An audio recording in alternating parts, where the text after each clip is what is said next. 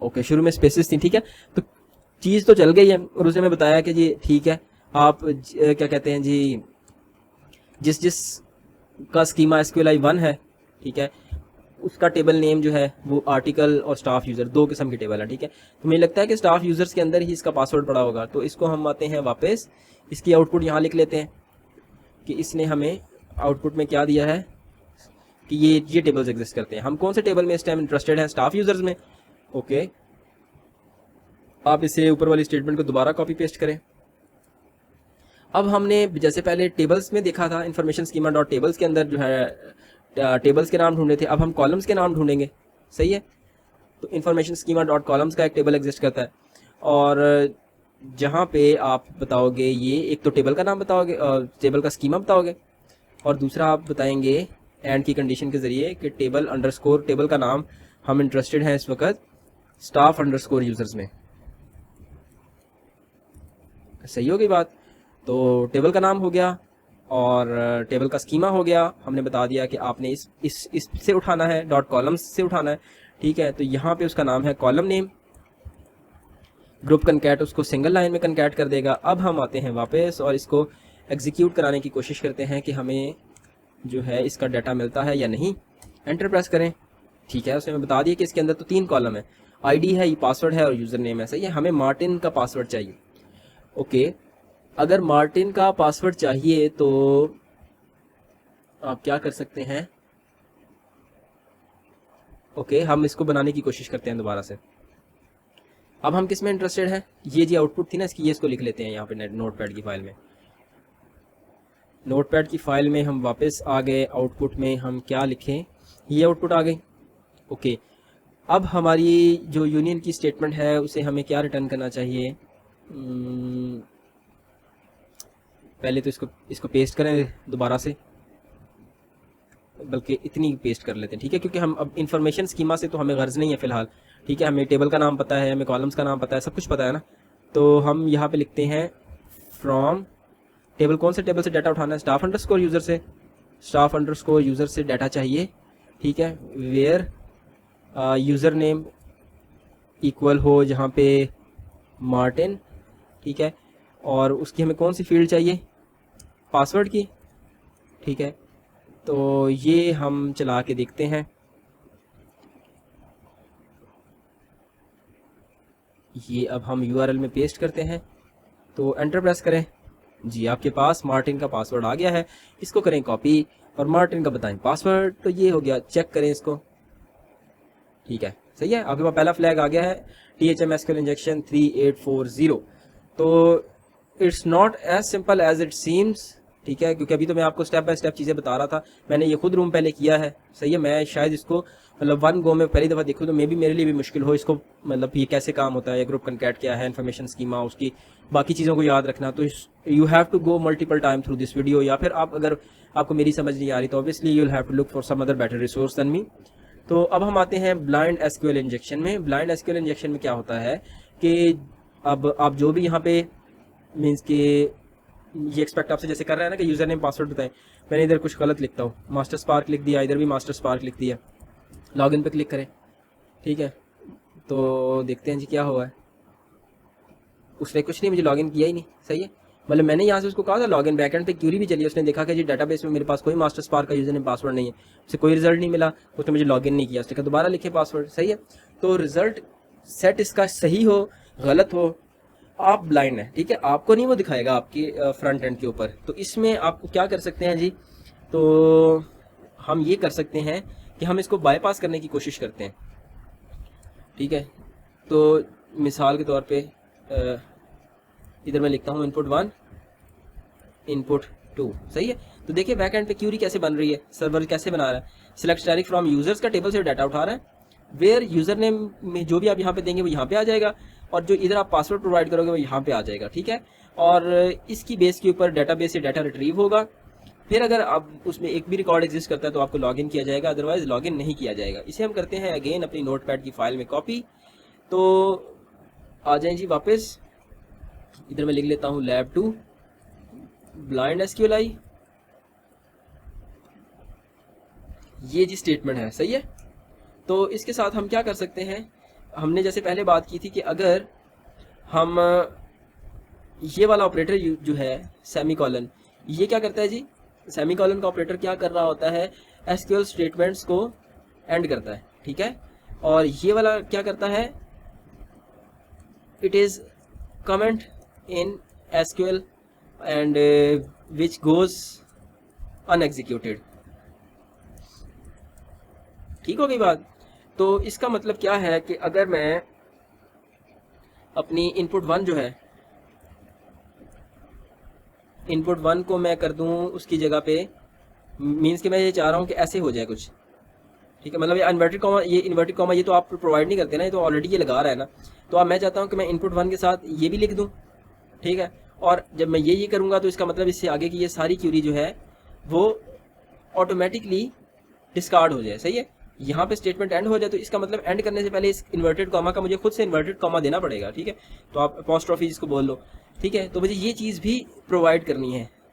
तो अगर आप ये चीज़ प्रोवाइड करोगे तो आपको पासवर्ड वाली फील्ड की जो रिस्ट्रिक्शन है आप उससे बाईपास हो जाएंगे, सही है। ओके, तो अब हम एक तो ये करेंगे, ठीक है। हम इनपुट 1 में कुछ भी कर सकते हैं, और दूसरा एक काम और भी तो करना है ना, और 1 इक्वल टू 1, ठीक है। क्योंकि अगर आप where user name equal to input 1 लिखेंगे तो ये तो मिलेगा ही नहीं डाटाबेस के अंदर। तो हमारा पे लोड क्या हो गया इन एक्चुअल जो है वो ये हो गया। इनपुट 1 आप लिखें ना लिखें कोई फ़र्क नहीं पड़ता, but for the sake of clarity मैंने ये चीज़ यहाँ पे मेंशन की है।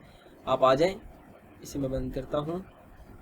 ये पे लोड था जी, आप यूज़र नेम में ये लिखें, आप देखें जी क्यूरी क्या बनी है, where user name equals to input 1 उसकी ब्रैकेट क्लोज और 1 इक्वल टू 1 आ गया, ठीक है। अब आपको डीबी में से लाजमी डाटा मिल जाएगा, क्योंकि आपने एक ऐसी कंडीशन लगाई है जो एब्सोल्यूट ट्रू है कि हमेशा 1 इक्वल टू 1 होता है, ठीक है। पासवर्ड लिखो ना लिखो जो मर्जी करो, क्योंकि वो चीज़ इधर सबमिट ही नहीं होनी है एसक्यूएल को बैकएंड पे। लॉगिन करें जी, ठीक है। आपको लॉगिन कर दिया गया, तो उसके बाद आपको फ्लैग भी बता दिया गया, ठीक है। You have been you bypass the login and now can move to the next level. तो जो नेक्स्ट हमारा सेक्शन है उसका नाम है blind SQL injection authentication bypass. तो चलिए शुरू करते हैं। इसमें हमारे पास क्या हो रहा है कि जैसे फॉर एग्जांपल आप एक नया साइन अप फॉर्म फिल करा रहे हैं यूजर से, तो उसमें अगर वो ऐसा यूजर नेम रख देता है जो प्री एग्जिस्ट कर रहा हो, तो आप उसको दिखाते हो कि ये वाला आप यूजर नेम नहीं रख सकते दैट ऑलरेडी एग्जिस्ट। तो उसके लिए आप कोई ना कोई एपीआई का एंड पॉइंट हिट करते हैं, जैसे ये वाली एपीआई का एंड पॉइंट है, ठीक है। तो ये आपको जवाब में ट्रू या फॉल्स रिटर्न करती है, ठीक है। तो अभी जैसे आपने से पूछा कि एडमिन एग्जिस्ट करता है, इसने कहा हाँ करता है, ट्रू कर दिया, ठीक है। तो आप किसी को एडमिन का यूजर नेम नहीं रखने दोगे, आपने कहा एडमिन 1 2 एग्जिस्ट कर रहा है, तो इसने इसका जवाब दिया नहीं ये एग्जिस्ट नहीं कर रहा, ठीक है। तो ये एक टिपिकल एक आप समझ लें कि यूज केस है, ये वो पॉइंट है जहाँ पे आपको बूलियन बेस्ड ब्लाइंड एसक्यूएल करनी है। देखने में अब देखें ये आपको सिर्फ 2 ही किस्म के रिस्पॉन्स रिटर्न कर रहा है, या फॉल्स या ट्रू, आप जो मर्जी कर लो इसके अंदर, ठीक है। और इससे आपसे डिमांड किया जा रहा है कि यूजर नेम पासवर्ड बताएं जी, लॉगिन करें। तो लॉगिन हम कैसे कर लें, मैं मिसाल के तौर पे सिंपल ऐसे कर लेता, अगर कि जो है ये जो हम टिपिकल पे लोड चला रहे होते हैं और 1 इक्वल टू 1 वाला, तो इससे मुझे लॉगिन कर दें। नहीं, वो इससे लॉगिन नहीं करके दे रहा, क्योंकि ये नेक्स्ट लैब है और इसमें इन्होंने सैनिटाइजेशन किया, हमें प्रॉपर यूजर नेम और पासवर्ड फाइंड आउट करना पड़ेगा, ठीक है। तो ये वाला एपीआई का जो एंड पॉइंट है it's only इनुमरेट for the true values, ठीक है। आप इसमें कुछ और बता लो 19, वो कहेगा ये भी एग्जिस्ट नहीं करता, सही है। सही बताओगे तो एग्जिस्ट करता है, नहीं सही बताओगे तो एग्जिस्ट नहीं करता। तो हम इसमें भी यूनियन बेस वाली जो कहानी है वो ट्राई करेंगे। बट ये क्यों ब्लाइंड है आपके लिए, देखिए पहले जो इन बैंड एसक्यूएल था उसमें हमने देखा था यूनियन वाला लगा के आप एक रिजल्ट सेट के अंदर अपना रिजल्ट सेट ऐड कर लेते थे, वो जो ब्लॉग्स वाला एरिया था, तो उससे आपको कोई ना कोई डाटा यहाँ पे डिस्प्ले हो रहा था। यहाँ पे तो डाटा ही कुछ नहीं आता, बूलियन आंसर आता है। तो अभी हम रॉन्ग साइड पे आपको क्या देखें जी, 1 2 पे फॉल्स आ रहा है आपके पास, सही है। तो क्यूरी क्या बन रही है, ये वाली user name equal to admin 1 2 कर रहा है, ठीक है। हम लिमिट वाली कहानी को खत्म करने की कोशिश करते हैं यहाँ से आगे, ठीक है। और इधर हमने यूनियन लगाना है, ठीक है। लिमिट को आपको खत्म करना है और यहाँ पे यूनियन करके पहले इसके नंबर ऑफ कॉलम्स आइडेंटिफाई करने की कोशिश करते हैं यूजर्स वाले के। आप यहाँ पे लगाएं ये चीज़, ठीक है। और उसके बाद आप इसको कर दें क्यूरी की बंद, और ये ठीक है, ये चीज़ हो गई। इसके बाद आप क्या कहते हैं जी, यहाँ पे अपनी क्यूरी लिख सकते हैं अब, सही है। तो यहाँ पे हम इसके साथ यूनियन की स्टेटमेंट का ही इस्तेमाल करते हैं, सॉरी ये करके यूनियन सेलेक्ट, ठीक है। और अब आप देखें जी 1 करके देखें आंसर ट्रू आता है या नहीं। उसने कहा ना, एक कॉलम नहीं है। उसने कहा 2 है, उसने कहा नहीं, कहा 3 है, उसने कहा हाँ 3 है, ठीक है।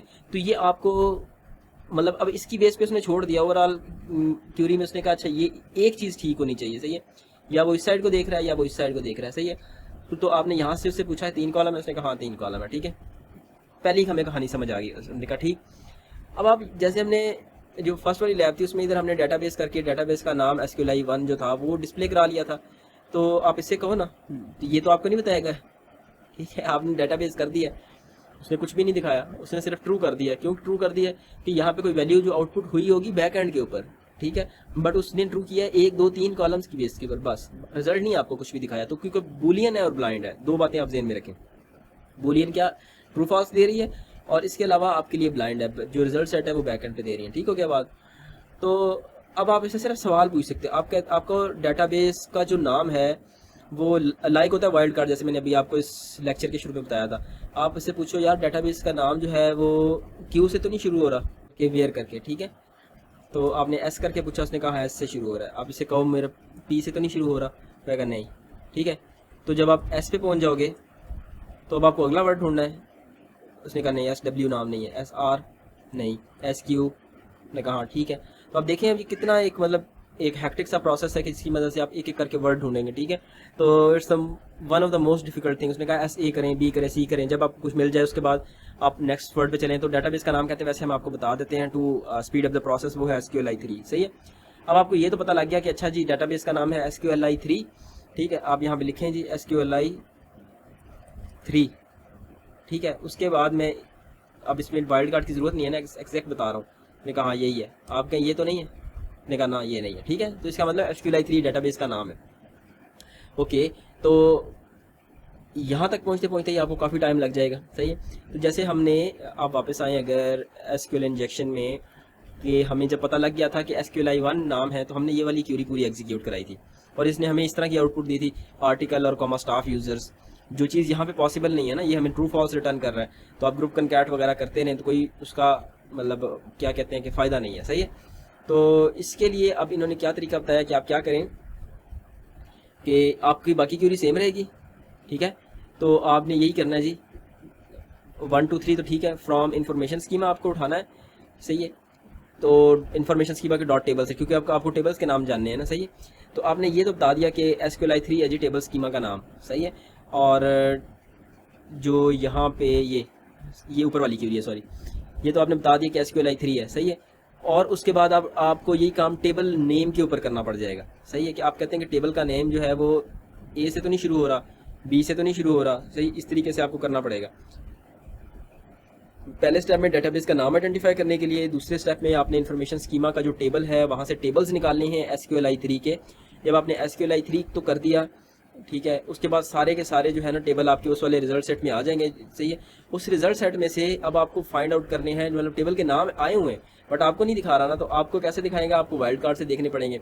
आप कहोगे A से तो नहीं शुरू हो रहा, B से तो नहीं शुरू हो रहा, C से तो नहीं शुरू हो रहा। इस तरीके से करते करते ये कहते हैं कि आपको एक मिल जाएगा कि यूज़र्स, जब आप लिखोगे ना कि यूज़र से तो नहीं शुरू हो रहा, यूज़र तो नाम नहीं है, तो वो आपको ट्रू में रिटर्न कर देगा, अदरवाइज वो आपको फॉल्स रिटर्न कर देगा। जब आपको ये चीज़ मिल जाएगी तब आपको कॉलम के नाम चाहिए, फिर आपको कॉलम के नाम पे यही स्टेप्स रिपीट करने हैं। प्रोफिशिएंसी आप जो है ना वो पहली वाली चीज़ में लेके आए, इस वाली में जिसमें आपको इन बैंड थी, ठीक है, जो जिसमें आपको सारा कुछ स्क्रीन पे नज़र होता, ये चीज़ें वापस से रिप्लाई होती नज़र आ रही थी, तब आपको जो है ना ये वाला स्टेप समझ आएगा। अब देखें जब आपने ये चीज़ें निकालनी है, इसमें फिर आपको जो है क्या कहते हैं कि जी टेबल का नाम तो पता चल गया है, ठीक है, टेबल का स्कीमा भी आपको पता चल गया, टेबल का नाम है यूजर्स और टेबल का स्कीमा है SQLi 3, ठीक है। बट इधर हमने सारे के सारे कॉलम के नाम उठा लिए थे और डिस्प्ले करा लिए थे, यहाँ पे डिस्प्ले नहीं ना करा सकते, ये मसला एक्चुअली। तो ये इस मसले को रिजॉल्व करने के लिए आपने यहाँ पे वाइल्ड कार्ड्स अगेन यूज़ करने हैं, A%, B%, C%। अब इतना टाइम तो नहीं है कि मैं ये आपको यहाँ पे कर करके दिखाता रहूँ, सही है। तो जैसे ही आपको क्या कहते हैं A% मतलब जो है कॉलम के नाम्स मिल जाएंगे, मतलब जिसके ऊपर वो आपको ट्रू कह देगा, ठीक है। तो कॉलम का नाम मिल गया, ID है या पासवर्ड है या जो भी है, ठीक है। उसने कहा कि कॉलम का नाम चाहिए बट वो ID ना हो, ठीक है, हमें पहले वाला कॉलम मिल भी जाए तो उससे हमें फ़र्क तो नहीं पड़ता ना, सही है। तो हमें या तो यूज़र्स वाला कॉलम चाहिए होगा या पासवर्ड्स वाला कॉलम चाहिए होगा, ठीक है। तो अब देखें जी पिछली सारी से हमें क्या कहते हैं टेबल का नाम मिल गया था यूज़र्स, सही है। तो आप सिंपल अब लगाए ना, select 1 2 3 from users where user name like. अब आप इसमें क्या कहते हैं 1 बाय 1 जो है इसका अगेन वाइल्ड कार्ड चलाना शुरू कर दें। जब एडमिन आप लिखेंगे तब ये कहेगा कि जी बिल्कुल ठीक कह रहे हैं, एडमिन का यूज़र नेम एग्जिस्ट करता है, ठीक है। फिर आप पासवर्ड लाइक पे शुरू हो जाओगे, ठीक है। पासवर्ड जब ये आपको ट्रू कह देगा, ठीक है, आप बेशक पासवर्ड की ब्रूट फोर्सिंग भी इधर कर सकते थे डायरेक्ट, बजाय इसके कि आप इधर इतना भागे हैं इधर उधर, ये तो नहीं है वो तो नहीं है। एडमिन उसने आपको यहाँ से बता दिया था कि यूज़र नेम एग्जिस्ट करता है, पासवर्ड आप ब्रूट फोर्स कर लेते हैं। बट आप क्योंकि एसक्यूएल इंजेक्शन की लैब कर रहे हैं तो ये आप इस स्टेप से गुजर के आए हैं, तो इट्स योर लक। तो आप यहाँ पे लिखो सिंपल सिंपल, मतलब अगर एक और बंदा कोई हो तो वो जो है ना, इसको एडमिन उसको पहले ही पता है, इसको वो करता सिंपल ब्रूट फोर्स।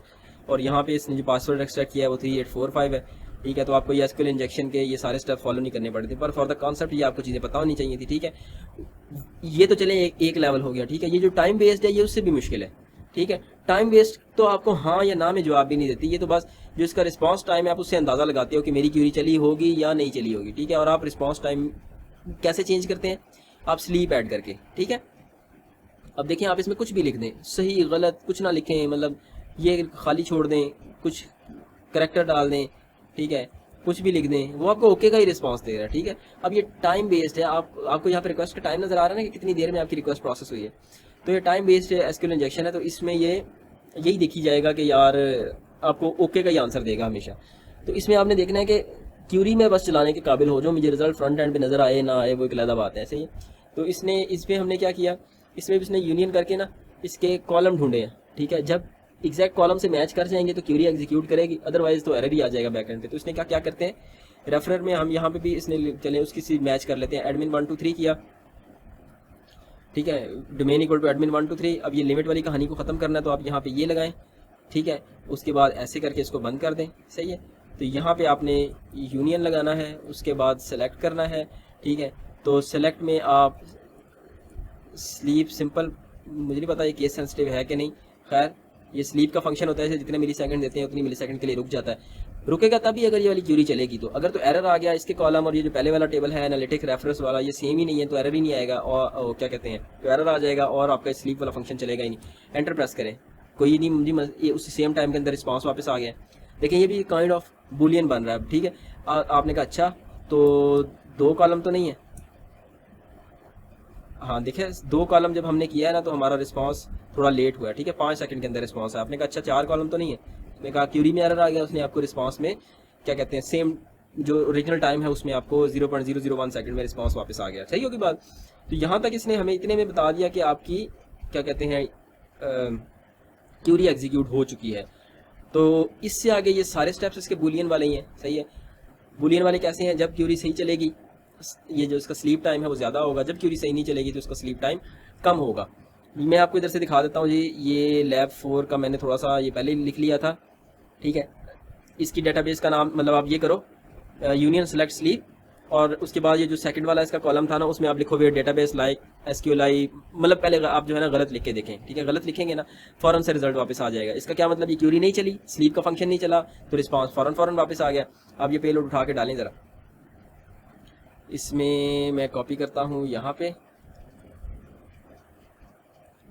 अभी तो डेटाबेस का नाम सही बताया हुआ है ना, ठीक है। तो मैं